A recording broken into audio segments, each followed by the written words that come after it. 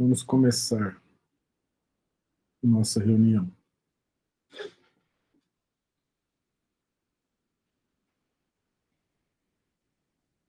Podemos começar com calor de palmas, com a Ana Paula fazendo uma prece para a gente?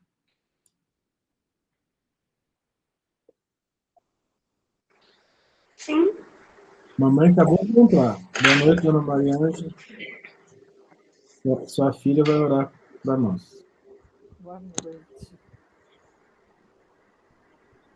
Ana Paula, só um minuto. A Vilma vai fazer um procedimento cirúrgico, pedir oração para ela. Boa noite, Michele. E tem um senhor, um professor da universidade, que pegou bem, como Leonardo. Não sei o sobrenome dele, não. Vou orar por ele também. Não está nada, né? O que é o dele, Thales? Dengue. Ah, tá.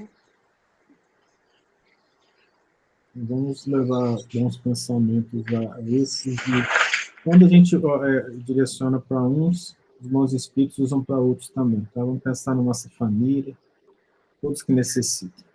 Obrigado.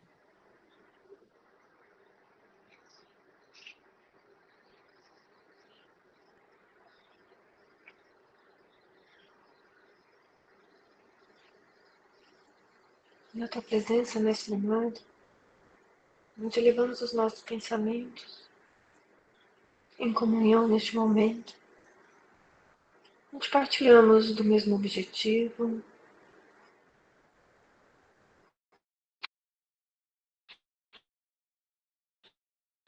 onde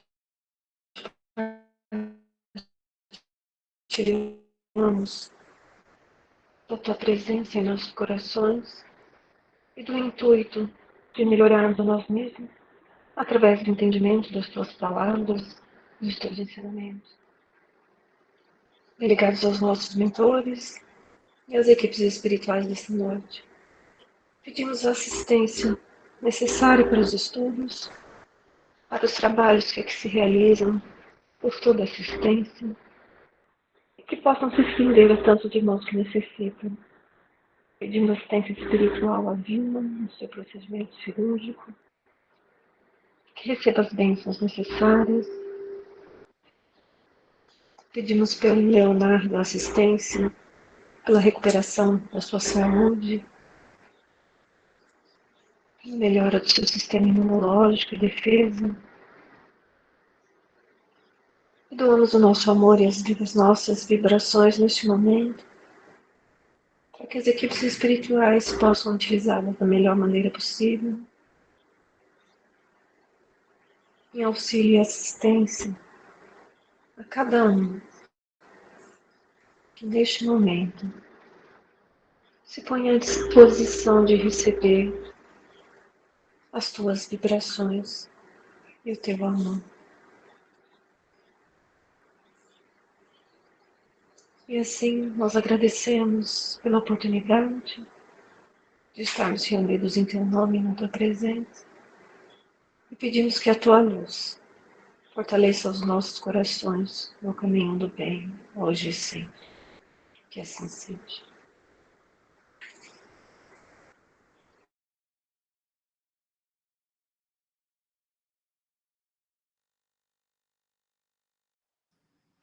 Então vamos começar. Nós paramos na questão 188 do Livro dos Espíritos.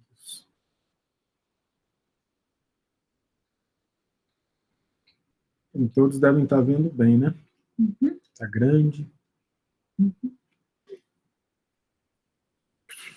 Os espíritos puros habitam mundos especiais ou se acham no espaço universal sem estar mais ligados a um mundo que a outros. Habitam certos mundos, mas não lhes ficam presos, como os homens à terra. Podem, melhor do que os outros, estar em toda parte. Para quem gosta de viajar, vira anjo, fica fácil. Viaja à vontade, sem pagar, né? E aí vai poder se divertir. trabalhando para Deus. Esse item 1, então, Kardec vai falar assim: segundo os espíritos de todos os mundos que compõem o nosso sistema planetário, a Terra é dos de habitantes menos adiantados, física e moralmente. Marte lhe estaria ainda abaixo. Isso aqui não confere, tá? A mediunidade do Chico, através do Humberto de Campos e através da mãe dele, Maria João de Deus, fala que Marte está adiantado, sendo-lhe Júpiter superior de muito, a todos os respeitos. O Sol não seria um mundo habitado por seres corpóreos, mas simplesmente um lugar de reunião dos espíritos superiores, os quais de lá irradiam seus pensamentos para outros mundos, e eles dirigem por intermédio de espíritos menos elevados, transmitindo-os a estes por meio do fluido universal. É a habitação dos Cristos, né? Como nós falamos. Considerando do ponto de vista de sua constituição física, o Sol seria um foco de eletricidade. Todos os sóis como que estariam em situação análoga. O volume de cada um e a distância que esteja do Sol, nenhuma relação necessária guardam com o grau de seu adiantamento, pois que, do contrário, Vênus deveria ser tido por mais adiantado do que a Terra, e Saturno menos do que Júpiter. Muitos espíritos que na Terra animaram personalidades conhecidas disseram estar reencarnados em Júpiter, um dos mundos mais próximos da perfeição, e ha causado espanto que nesse globo tão adiantado estivessem homens a quem a opinião geral aqui não atribuía tanta elevação. Entre eles, Mozart, gerou um problema lá para a época, porque Mozart dizia estar em Júpiter, eu achava que era Saturno. E o pessoal sabia que Mozart era um pouco fora dos padrões da sociedade da época, né, de educação. Mas o Kardec respondeu na Revista Espírita dizendo que ele pode ter encarnado, ter melhorado bastante, e não entrou no detalhe em relação aos preconceitos da época. Nisso, nada há de surpreendente. Continua aqui embaixo. Desde que se atenda a que, possivelmente, certos espíritos, habitantes daquele planeta, foram mandados à Terra para desempenharem aí certa missão, que aos nossos olhos não os colocava na primeira plana. Em segundo lugar, deve-se atender a que, entre a existência que tiveram na Terra e a que passaram a ter em Júpiter, podem eles ter tido outras intermédias, em que se melhoraram. Finalmente, cumpre-se considere que, naquele mundo como no nosso, múltiplos são os graus de desenvolvimento, e que entre esses graus pode mediar lá a distância que vai entre nós do selvagem ao homem civilizado. Assim, do fato de um espírito habitar Júpiter, não se segue que esteja no nível dos seres mais adiantados. Do mesmo modo que ninguém pode considerar-se na categoria de um sábio do Instituto só porque reside em Paris. As condições de longevidade não são, tampouco, em qualquer parte, as mesmas que na Terra, e as idades não se podem comparar. Evocado um espírito que desencarnara havia alguns anos, disse que, desde 6 meses antes, estava encarnado em um mundo cujo nome nos é desconhecido. Interrogado sobre a idade que tinha nesse mundo, disse: não posso avaliá-la, porque não contamos o tempo como contais. Depois, os modos de existência não são idênticos. Nós, lá, nos desenvolvemos muito mais rapidamente. Entretanto, se bem não haja mais de 6 dos vossos meses que lá estou, posso dizer que, quanto à inteligência, tenho 30 anos de idade que tive na Terra. Muitas respostas análogas foram dadas por outros espíritos, e o fato de nada apresenta de inverossímil. Não vemos que na Terra uma imensidade de animais em poucos meses adquire desenvolvimento normal? Por que não se poderia dar o mesmo com o homem em outras esferas? Notemos, além disso, que o desenvolvimento que o homem alcança na Terra aos 30 anos talvez não passe de uma espécie de infância, comparada com o que lhe cumpre atingir. Bem curto de vista se revela quem nos toma em tudo por protótipos da criação, assim como é rebaixar a divindade o imaginar-se que, fora o homem, nada mais seja possível a Deus. Um puxãozinho de orelha. Bem dado. Então agora nós vamos para 189. Transmigrações progressivas. Alguma questão sobre os mundos?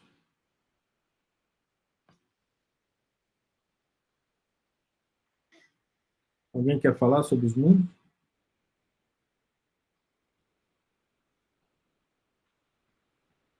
Hã?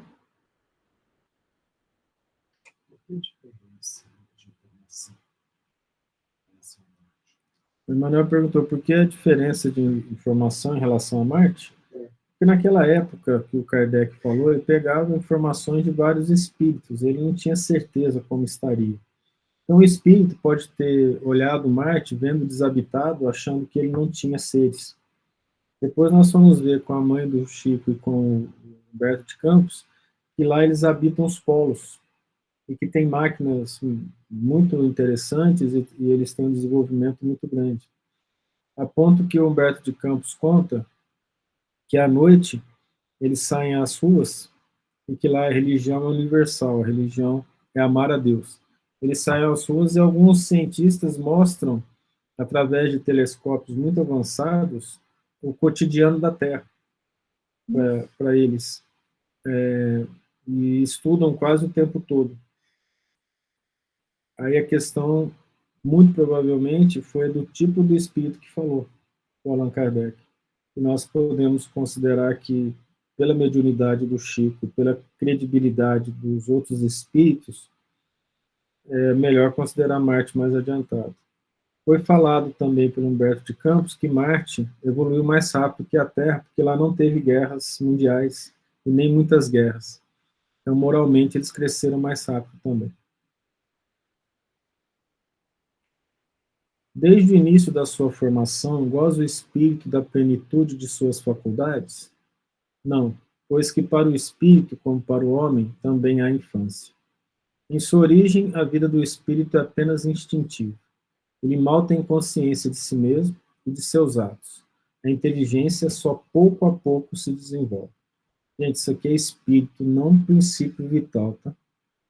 Ele está falando de quando o princípio vital deixa de ser animal e entra no reino nominal. É aí que ele é chamado de espírito.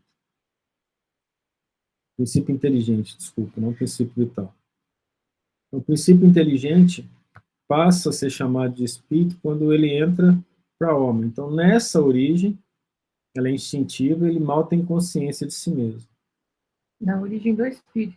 Do espírito, como homem, não a origem do princípio inteligente.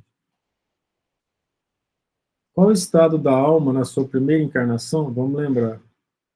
A alma é o espírito encarnado.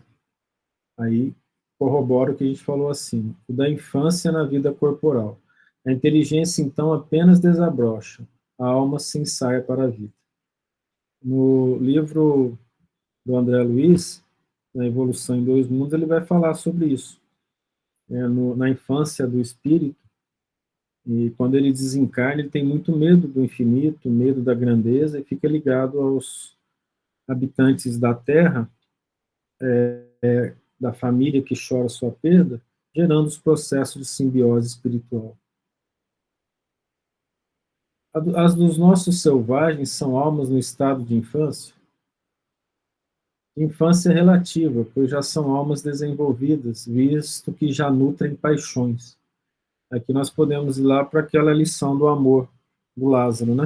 No começo era só instinto, os instintos geram sensações, as sensações sentimentos, e o sentimento puro é o amor.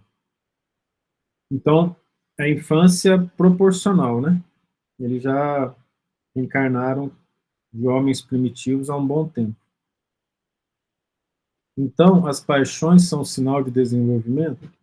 De desenvolvimento, sim, de perfeição, porém, não. São sinal de atividade de consciência do eu. Porquanto, na alma primitiva, a inteligência e a vida se acham no estado de germe. Ou seja, é bruto, né? Vou falar assim. Aí o Kardec explica: a vida do espírito, em seu conjunto, apresenta as mesmas fases que observamos na vida corporal. Ele passa gradualmente do estado de embrião ou de infância para chegar, percorrendo sucessivos períodos, ao de adulto, que é o da perfeição, com a diferença de que para o espírito não há declínio, nem decrepitude, como na vida corporal. E que a sua vida, que teve começo, não terá fim. E imenso tempo lhe é necessário, do nosso ponto de vista, para passar da infância espírita ao completo desenvolvimento. E, continua lá embaixo, Não. continua aqui, e que seu progresso se realiza não num único mundo, mas vivendo nele em mundos diversos.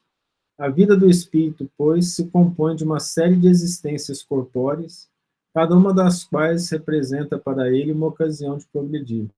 Do mesmo modo que cada existência corporal se compõe de uma série de dias, em cada um dos quais o homem obtém um acréscimo de experiência e de instrução. Mas assim como na vida do homem há dias que nenhum fruto produzem, na do espírito há existências corporais de que ele nenhum resultado colhe, porque não a soube aproveitar.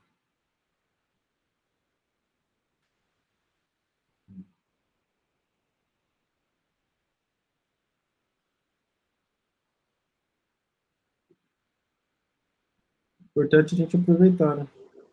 Na vida, senão complica. Tá? Oi? A gente estava nesse estudo em 31/8/2022.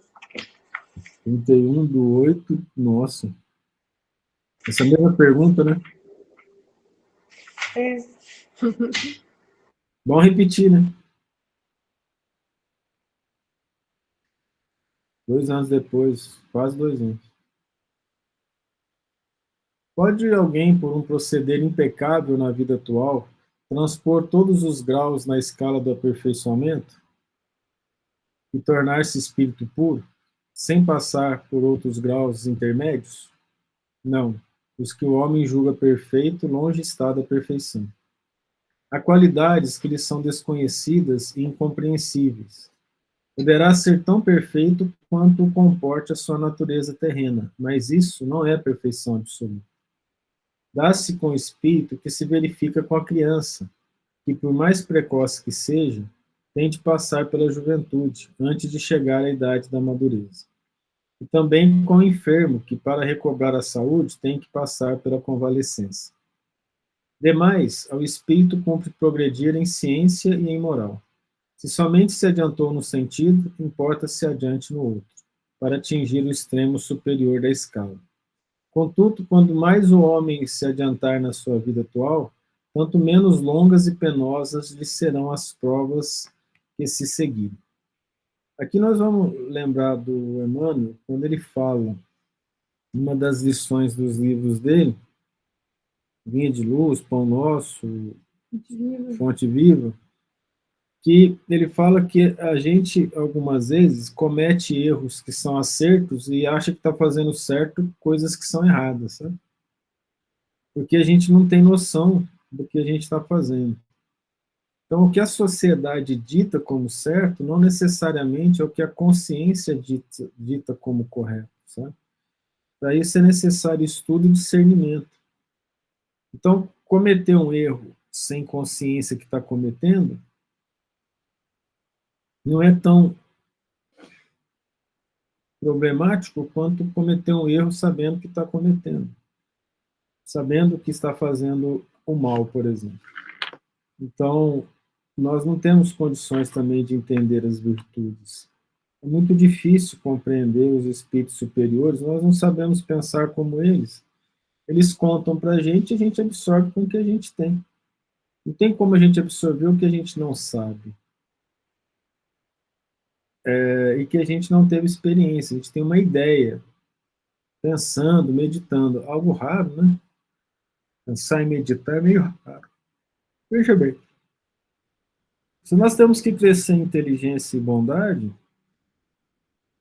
temos que aproveitar todas as oportunidades que a Terra nos oferece o estudo e para a prática do bem. Isso vai fazer com que as nossas próximas encarnações sejam menos dolorosas e que a gente entre nela com o corpo melhor, com a mente sentindo, o espírito se sentindo menos culpado, porque os processos de culpa são muito profundos na alma e eles estancam o aprendizado e jogam o pensamento para o chamado monoideísmo. O indivíduo fica guardando com ele aquilo que ele fez de errado e quase não sai disso, que foi o que a gente sempre lembra, né, da esposa de Loki olhando para trás, se transformou numa estátua de sal, que está associada aos processos de depressão. E dos encarnados. Também os desencarnados são deprimidos, né? Os desencarnados, algumas vezes, eles entram em processos em que eles não conseguem ver e ouvir nada que não seja aquilo que a mente o faz ver, um processo de cobrança pelas leis de Deus dentro de si mesmo, é um mecanismo automático. Então, nós temos espíritos contando que ele não consegue sair do pensamento que ele cravou uma faca no peito de uma pessoa e ele sentia, ouvia o barulho e sentia aquela situação da faca penetrando entre as costelas, e isso o deixava desesperado. Isso vai acontecer até ele esgotar esse sentimento de culpa pelo sofrimento que ele causa a si mesmo, ou por um espírito bom verificando que ele tem determinadas capacidades e particularidades, propiciando para ele uma reencarnação o mais rápido possível. Algumas vezes na reencarnação, os espíritos inferiores ligados à mente dele começam a atacá-lo ainda no ventre da mãe, complicando a gravidez e até atrapalhando a vida materna e paterna, gerando desequilíbrios na casa devido à inferioridade do espírito que reencarna, trazendo consigo as mentes enfermiças da qual ele está ligado por sentimentos de culpa. Situações muito difíceis, né, de serem resolvidas, que muitas vezes o indivíduo ele encarna como obsessor, se ele não der chance desse obsessor reencarnar como um filho, por exemplo, a obsessão continua durante a vida e continua com uma ligação mental forte depois da encarnação.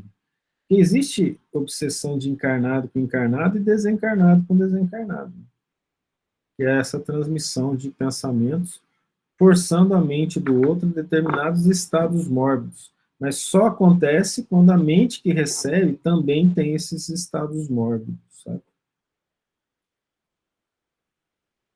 A paralisação da evolução é muito dolorosa. Nós temos um mecanismo interno da alma de autocobrança. Então, se a gente for ver, a felicidade, ela está na nossa consciência, no nosso modo de ser e na nossa mente.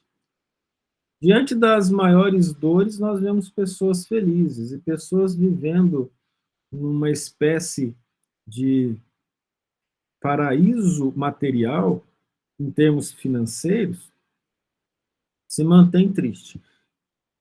Vamos pensar que o Japão é um país do primeiro mundo e que lá tem a maior quantidade de suicídios do planeta, tanto de jovens quanto de adultos. Lá não tem mendigo. O indivíduo que não recebe nada, o governo lhe dá um salário, que equivale a cerca de $1.000. Lhe dá um apartamento para morar, ou da prefeitura, do estado ou do governo federal, e ele tem condições, com o dinheiro que ele recebe, de comer. Ele não tem condições de ter um carro, mas até tem, dependendo do carro, de ter, mas consegue se locomover facilmente. E consegue se alimentar até bem. Então, ele não tem como ter mendigo lá. No entanto, a quantidade de suicídio é imensa. Então, nós podemos dizer que é um paraíso. O país é limpinho, lindo. Você tem máquina de sorvete, máquina de café, café com leite, de chá, chá quente, chá gelado. Qualquer hora da madrugada que você for em algum lugar, você vai encontrar uma loja de conveniência aberta. O supermercado fica aberto até meia-noite. Alguns ficam abertos 24 horas. Tem várias associações de idosos, de um tanto de coisa lá, que ajudam as pessoas, dão bolsa, e o dinheiro sobra, né? Mesmo na recessão isso acontece. A recessão, o que eles chamam de recessão lá está diferente de ser da nossa aqui. E mesmo com toda essa situação material boa, as pessoas não são felizes. E a alma se machuca. Ela se machuca a tal ponto deles buscarem a morte, por acreditar que o nada que existe depois e que ele vai se livrar do sofrimento que ele está sentindo aqui na Terra. No entanto, os países, interessantemente, mais felizes do mundo não são os países do primeiro mundo. Você não vai encontrar Suécia, Suíça, Holanda, Reino Unido, Alemanha. Aliás, um alemão feliz para achar uma coisa difícil, né? Americano como um dos países mais felizes. Mas vai encontrar México, Argentina, Uruguai, Peru, Brasil. Na África, e, interessantemente, são os países onde tem a maior quantidade de pessoas ligadas à religião. Então, daqui nós estamos vendo que o raciocínio de Kardec e o raciocínio da evolução nossa está associadamente ao espírito e não ao corpo, né? Interessantemente que os lugares que têm as pessoas mais felizes, a população são das mais feias que tem. Não, estou exagerando, mas vocês entenderam que a questão não é corporal, não é física, não é material, né? Ela é espiritual em essência. Né? Tudo bem? Algum comentário? Bem, Então tá. Ah, Oi. mas você veja também que esses países que você citou como mais felizes ficam mais ou menos no Equador, né? Na região do Equador, um pouco abaixo, um pouco acima, recebem mais luz solar, né? E tem isso também. Eles são menos deprimidos. A relação com felicidade ela não é tão forte quanto a relação com depressão. Locais onde a quantidade de luz solar é menor, a depressão aumenta. Quando eu morava no Japão, amanhecia 9h30 da manhã e escurecia 3 horas da tarde. Era uma delícia. Você fala assim, vou dormir a noite inteira. Você dormir 20 horas, mais ou menos 19 horas. E afeta, de uma maneira geral, sim, esse processo de depressão. A questão de felicidade está muito associado às crenças e às orações. Isso tem estatística demonstrando que as pessoas que fazem parte de religião, de grupos religiosos que oram, elas são mais felizes, adoecem menos, isso é uma coisa interessante, porque a quantidade de câncer de estômago e de intestino que tem no Japão e nos Estados Unidos bate muito, e elas têm uma relação social menos dolorosa, de um modo geral. Mas muito bom ter lembrado dessa questão do sol, né? Solzinho é bom, ainda mais quando tá frio, né?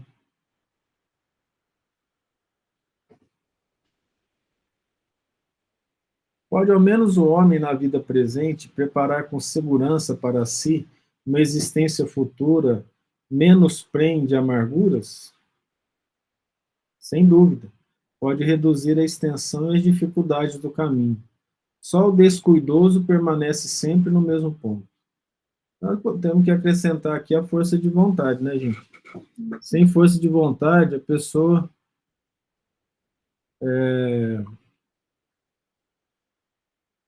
ela não vai conseguir progredir, não vai conseguir ir para frente. Né? Essa situação de crescimento, ela depende do foro íntimo, da pessoa querer ou não crescer, querer ou não se aproximar de Deus. Tem muito a ver com o valor que ela dá às coisas materiais, sendo maior ou menor.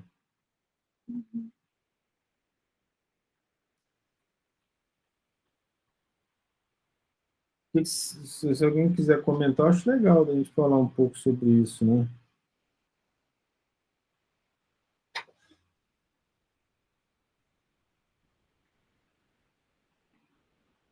Obrigado pelos comentários. Eu acho que quanto mais se liga à matéria, menos pensa, né, sobre o espiritual. Vocês ouviram? Eu não vi. Ah, veio? Eu não. Não. Quer falar aqui, mais perto? Aqui? É que eu falei que quanto mais a pessoa se liga à vida material, menos ela pensa sobre a vida espiritual, né? Aí não existe motivo, né? Nós não podemos chamar de feedback positivo ou ciclo vicioso, né? É. Porque gera um processo de ilusão na mente e a pessoa ela fica naquilo, muitas vezes ela não se sente bem, não. Ela sorri de força que ela quer fazer e mostrar para a sociedade, igual esse sorriso falso de Facebook. Eu não aguento mais entrar e sair do Facebook. Eu saio do Facebook e falo, que delícia, não preciso dele. Quando vê, vai ter uma palestra espírita semana que vem, eu acho. Acho que é semana que Semana vem. que vem. Lá em Goiânia, né? Que ela é feita pelo Facebook. Tive que entrar no Facebook de novo. Mas assim, quando eu falo, não estou falando especificamente de alguém, não, mas é engraçado, né? No Facebook todo mundo é feliz, todo mundo está sorrindo, mostrando situações, né? Outras vezes,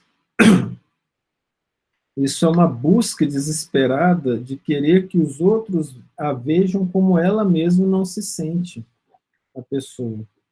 E acaba gerando ilusões, um círculo de vício do pensamento em parecer aquilo que não é. E os obsessores incentivam muito isso, sabe? Porque quanto mais ela pensa assim, mais distante ela está de Deus. Teve casos interessantes quando começaram a aparecer muitas mensagens espíritas atribuídas ao Dr. Bezerra de Menezes e a outros espíritos, que a gente sabia que era falsa, né? Aí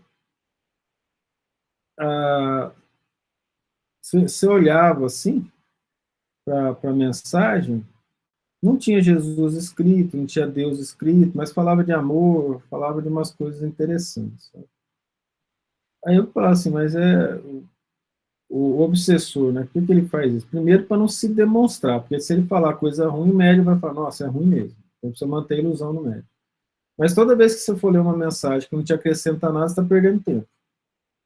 Olha que ponto que chegaram os bons espíritos para falar sobre isso. Então, toda vez que você opta por coisas que não te fazem crescer espiritualmente, é perda de tempo. Nós podemos dizer que somos descuidosos, como Kardec citou aqui. Né? Pode um homem, nas suas novas existências, descer mais baixo do que esteja na atual? Com relação à posição social, sim. Como espírito, não. A gente não perde o que a gente ganhou como espírito. Né? Tudo aquilo que foi conquistado existe. Aí vem uma pergunta. Vocês já viram pessoas piorarem? Tá? A Maria Teresa que falou que sim. Vocês aí já viram a pessoa ficar mais velha e ficar pior? Sim. Vocês sabem o motivo? Porque a educação e a sociedade segura a pessoa e o processo obsessivo ainda não está completamente consolidado. Mas ela tem dentro dela aqueles vícios que você vê. Ela só não deixa eles saírem porque ela tem força para reter. Aí chega em determinado momento em que ela está tão ligada ao obsessor e aceitou tantas ideias do obsessor que ela já não tem mais por que segurar. O próprio idoso, ele já não tem mais assim aqueles laços, aqueles vínculos sociais para poder aparecer de certa forma na sociedade, aí ele deixa sair aquilo que está dentro dele. Então não é que ele piorou, ele só não mostrava quem era. Compreende?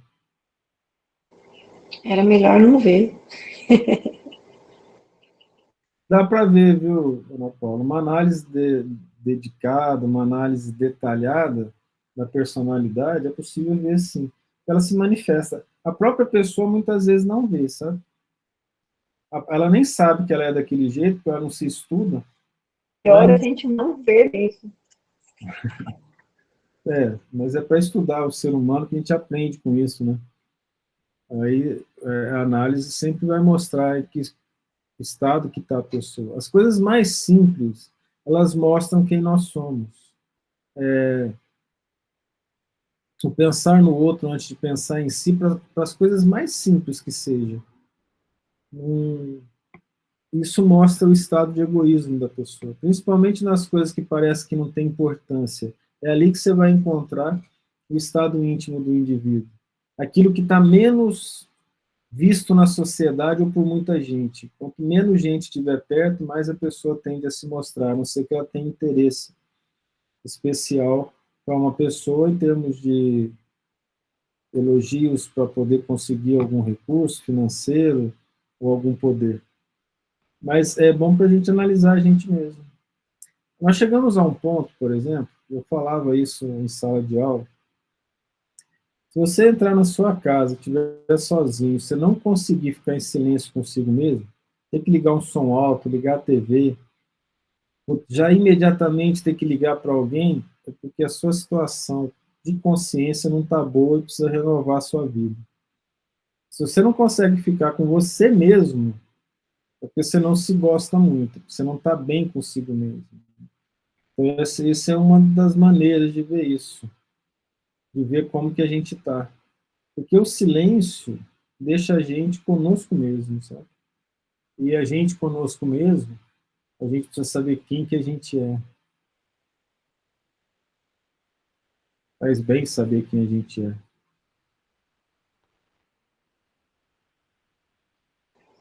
Teve uma vez, Thales, que eu viajei sozinha para o Rio de Janeiro e eu detestei a minha companhia. Eu estava cansada de ficar sozinha. Achei que eu não ia dar conta. Foi super complicado. Mas era um momento, né? Logo depois você se Sim, encontrou consigo mesmo. mas eu nunca tinha estado sozinha assim, sabe? Nunca. Eu sempre tinha alguém, estava com alguém. Eu passei, acho que foram 4 ou 5 dias sozinha. Nossa, foi muito difícil. Hoje não. A gente vai aprendendo. Quando a gente luta pelo bem, a gente vai se conhecendo.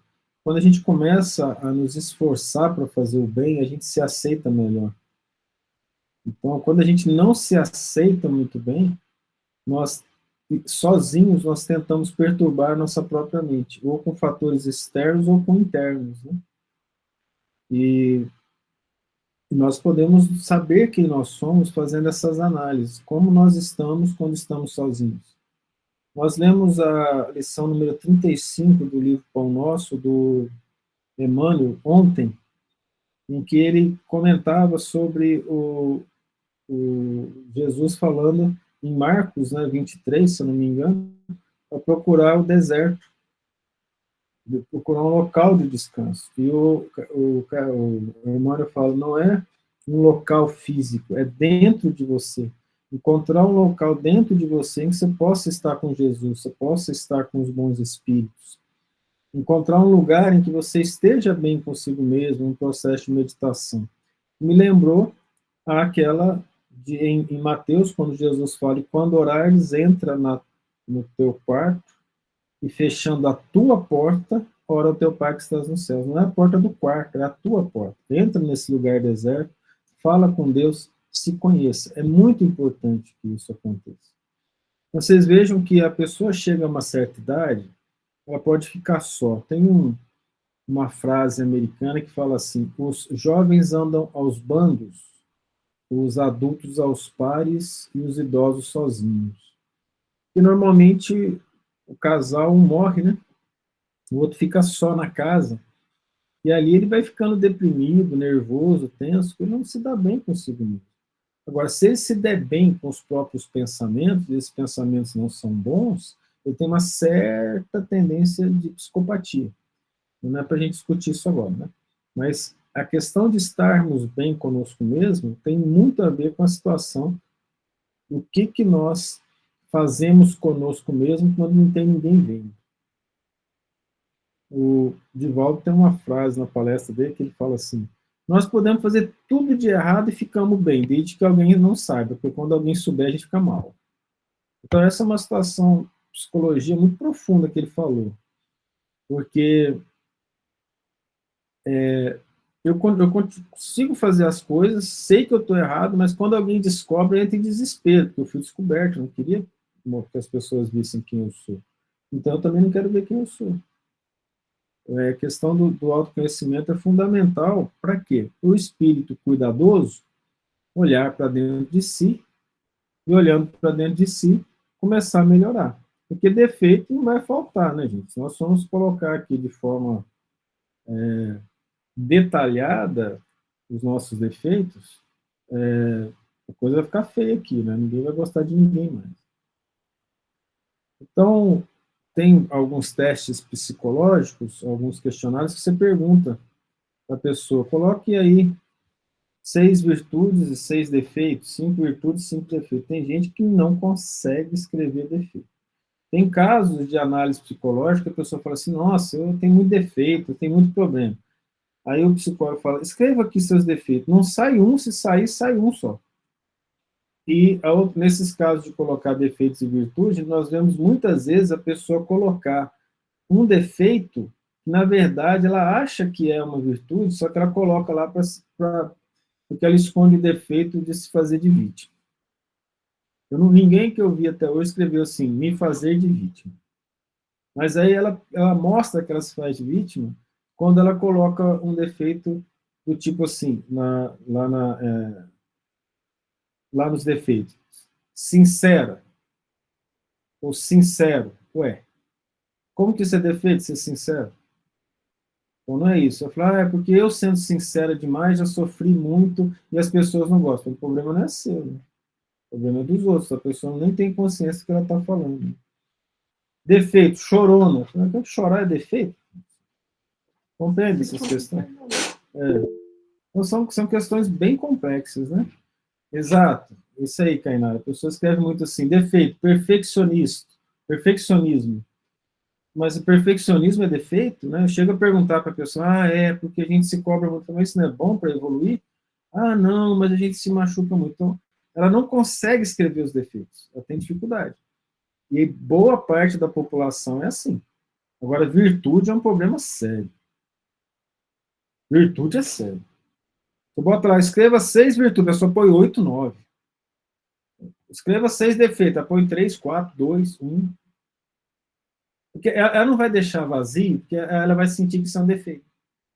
Ela bota uma lá do tipo, como nós falamos, perfeccionismo, chorona, sincero. Emotivo, defeito. Ser emotivo é defeito. Entendeu? E isso é bom para a gente saber olhar para a gente mesmo, né? O estado que a gente está. O quanto que a gente quer se enganar em relação à realidade. Toda vez que eu não tenho noção de mim mesmo e aceito os meus defeitos, desde que ele me traga um certo prazer material, me distanciando dos bons espíritos, eu estou sendo descuidado e estou atrasando a minha encarnação.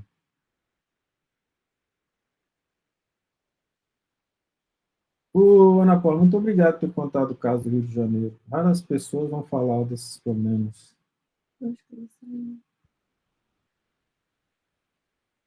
Ela saiu. Dona Mariângela, passa para ela que nós falamos. Só pode ter saído também. Não, eu falo. Agradeço. Algum comentário?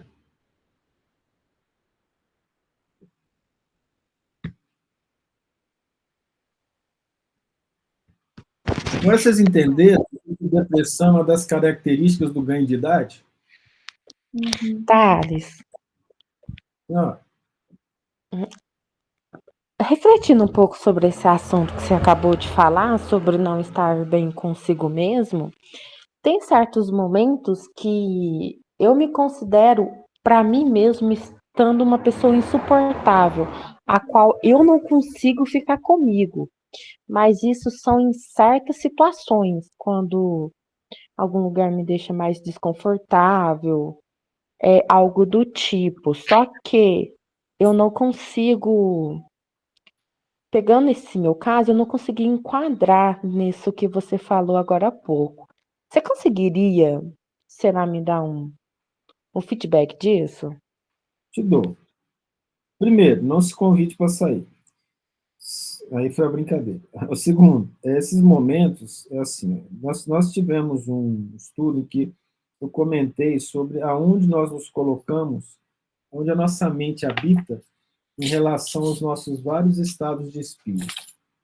Então, nós podemos, em determinados momentos, em determinados locais, dependendo da vibração, voltar ao que nós éramos no passado mais recente ou no passado mais distante e reagir daquela forma. De forma que aquele comportamento ele me entristecia e agora ele me entristece de novo. Tem determinados momentos em que as pessoas ficam falando igual criança, né? É algo semelhante, ela se infantiliza e ela fica falando como uma criancinha. Normalmente acontece entre os casais, né? Algumas vezes, ou quando a criança começa a crescer. E não é que isso é defeito, mas se isso for uma constante o tempo todo, é porque a pessoa se sente bem e ela lembra do momento em que ela se sentia acolhida, que era quando ela era criança. Aí ela começa a falar daquele jeito. Citei isso só para mostrar que a nossa mente busca os nossos estados de espírito. E nós temos vários estados de espírito. Uma hora nós estamos mais tristes, outra hora mais felizes, uma hora nós estamos mais deprimidos, outra hora mais eufóricos. Então, dependendo disso, eu posso, inclusive, buscar não lembranças concretas, mas sentimentos de uma encarnação passada em determinado ambiente. E muitas vezes a pessoa, por exemplo, não suporta algumas coisas. Ela não suporta um ambiente fechado, porque ela viveu num ambiente fechado, ela viveu presa durante um tempo. Quando ela sente escuridão, com as janelas fechadas, ela entra em desespero. Não é que ela lembrou de uma encarnação passada, mas ela teve sentimentos idênticos àqueles momentos. Então, por isso que em determinados momentos a gente se sente mais ou menos feliz conosco mesmo, se suportando mais ou menos. Muito obrigada. Fez Nós muito sentido. precisamos trabalhar dentro de nós para que o nosso passado sendo resolvido, nós não voltamos mais àquelas sensações. Isso nos deixa mais felizes. Quanto menos nós voltarmos às tendências inferiores, e às lembranças de sensações do passado, porque considerando que nós evoluímos sempre, nós nunca estivemos tão bem quanto hoje. O máximo é estarmos estacionados, mas nós nunca tivemos tão bem quanto hoje. Esse é o nosso melhor momento. É onde a gente tem mais experiência e mais condições de melhorar. Adquirindo consciência desses processos, é importante que nós nos coloquemos como um trabalhador honesto, estudante dedicado, e podermos fazer o bem sempre e sentindo nós orgulho de nós mesmos, a gente começa a ficar feliz conosco mesmo. E aí dá também o feedback positivo. Quanto mais eu me esforço e me sinto melhor, mais eu quero me manter melhor, mais eu quero me dedicar ao bem, mais eu quero fazer o bem às pessoas. Aí eu atraio para mim bons espíritos, que eles olham e admiram o nosso esforço e começam a se aproximar de nós. Nós trocamos, então, as companhias espirituais. Daqueles menos felizes, que as nossas morbidades convidavam a fazer parte da nossa psicosfera, do nosso hálito mental, e passamos a fazer parte da psicosfera dos espíritos melhores que vêm nos auxiliar. E aí, não significa que não vai haver a tristeza o Cristo, o ser mais belo, mais perfeito da Terra, chorou no Monte das Oliveiras, né? E mostrou que se entristecia pelos nossos erros, pelas nossas dores. Então, nós não vamos achar que um anjo que olha por nós, vendo os nossos defeitos, ele vai ficar feliz.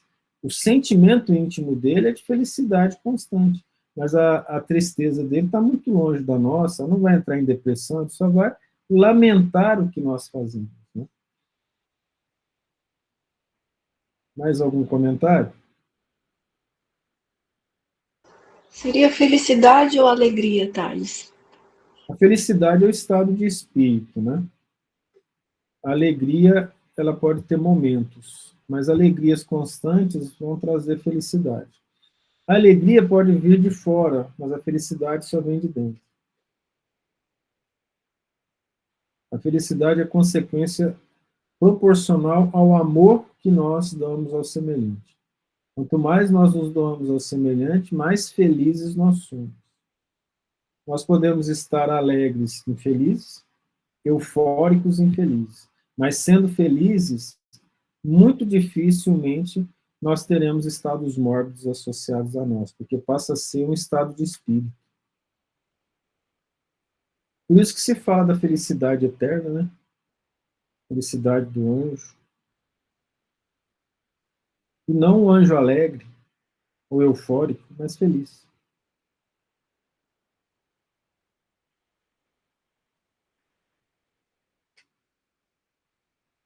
É possível que em nova encarnação a alma de um homem de bem anime o corpo de um acelerado? Acelerado é aquele que cometeu é capaz de cometer crime de má índole, perverso. Não, visto que não pode degenerar. Então, se o indivíduo é assim, não arruma desculpa. Não.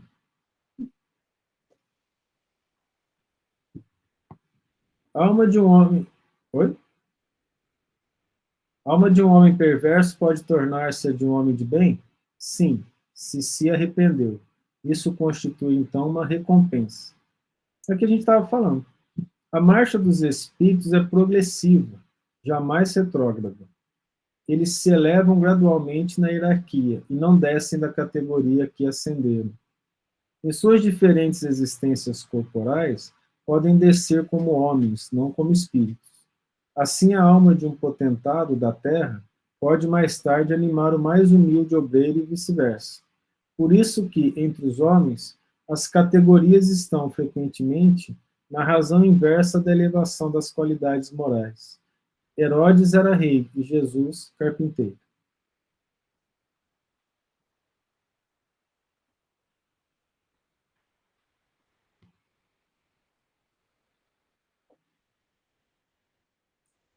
A possibilidade de se melhorarem noutra existência não será de molde a fazer que certas pessoas perseverem no mau caminho, dominadas pela ideia de que poderão corrigir-se mais tarde? Essa pergunta é fantástica, né? Eu já vi espírita dizendo assim, não posso ter pressa para crescer, não. Não posso ter pressa para evoluir, tem que ser devagar.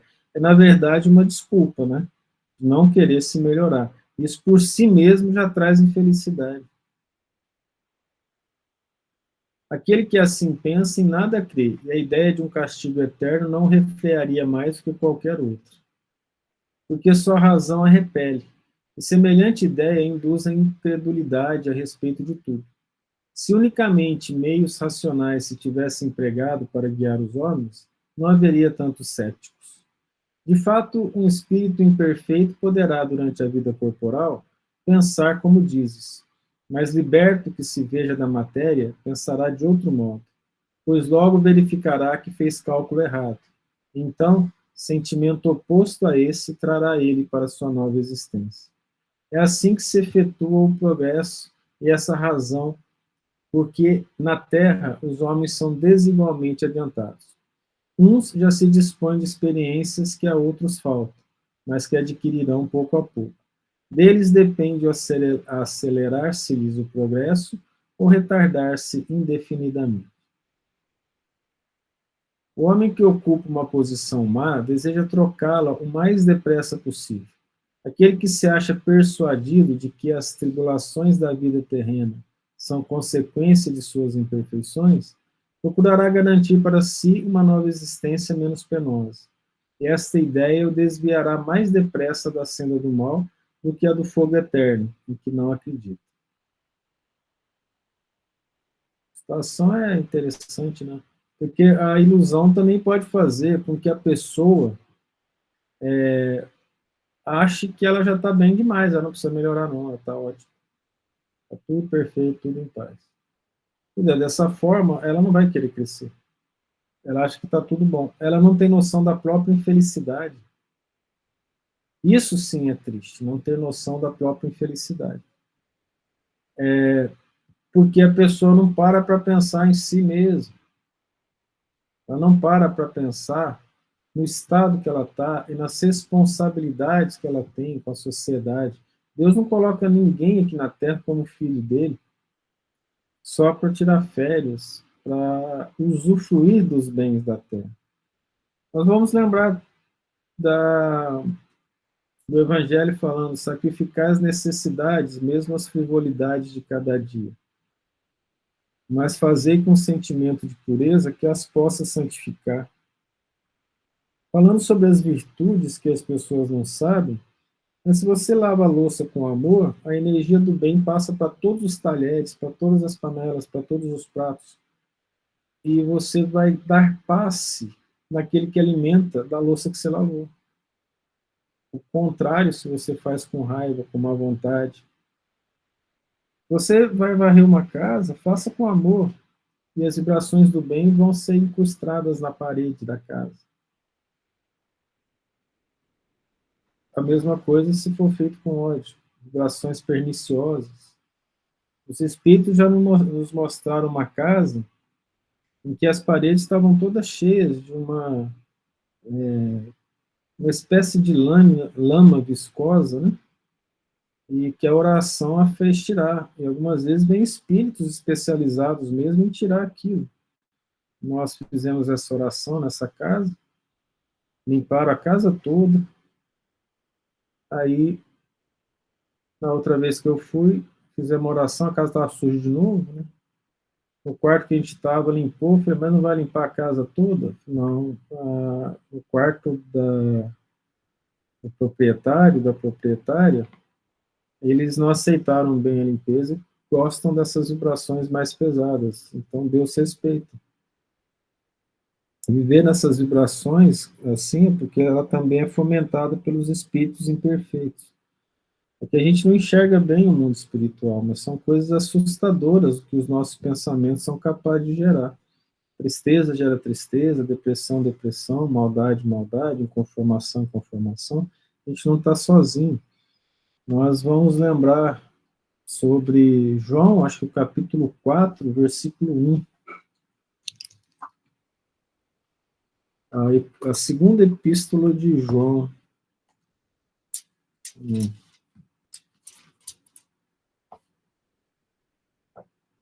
Amados, não creiais a todo o espírito, mas provai se os espíritos são de Deus, porque há muitos falsos profetas se têm levantado no mundo. Mas se ele está falando para a gente não crer nos espíritos, é porque os espíritos conversam com eles, né? E aí, se você não souber com que espírito você vai andar, você vai trazer para você falsos profetas, erros, vibrações pesadíssimas. Então, nós paramos lá na 190 alguma coisa, 196, terminamos o nosso estudo, o nosso bate-papo de hoje. Agradeço a todas as vibrações maravilhosas que têm sido de ajuda muito grande aos irmãos desencarnados, muito necessitados do auxílio, como nós falamos, de forma a nos entristecer.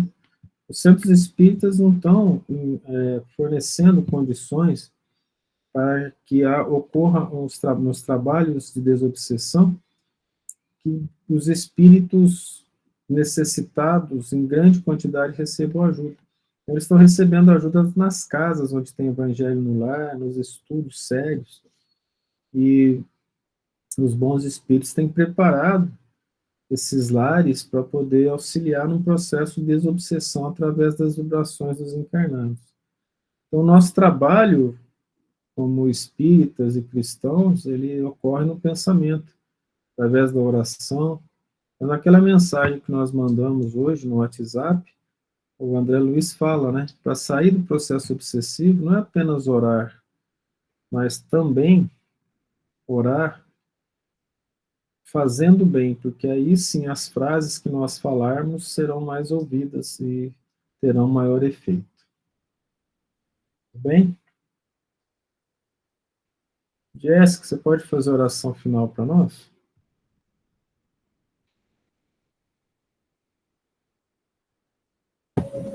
Oi, boa noite, posso sim. Obrigado. Beijos para todos, até.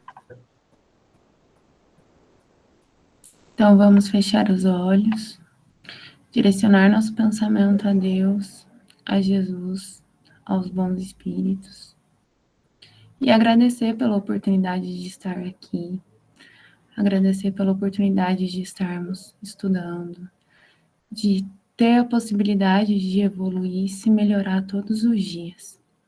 Pedir novamente pela saúde da dona Vilma, que os bons espíritos auxiliem a equipe médica para que ela tenha o melhor cuidado possível. Pedir pelo professor Leonardo, que ele consiga se recuperar bem. E pedir também por todos os nossos familiares, que nós tenhamos apoio, que nós tenhamos companhia durante essa jornada. Que assim seja. Obrigado, Jéssica. Um abraço a todos. Até Boa noite. sexta-feira, Boa noite, pessoal. Até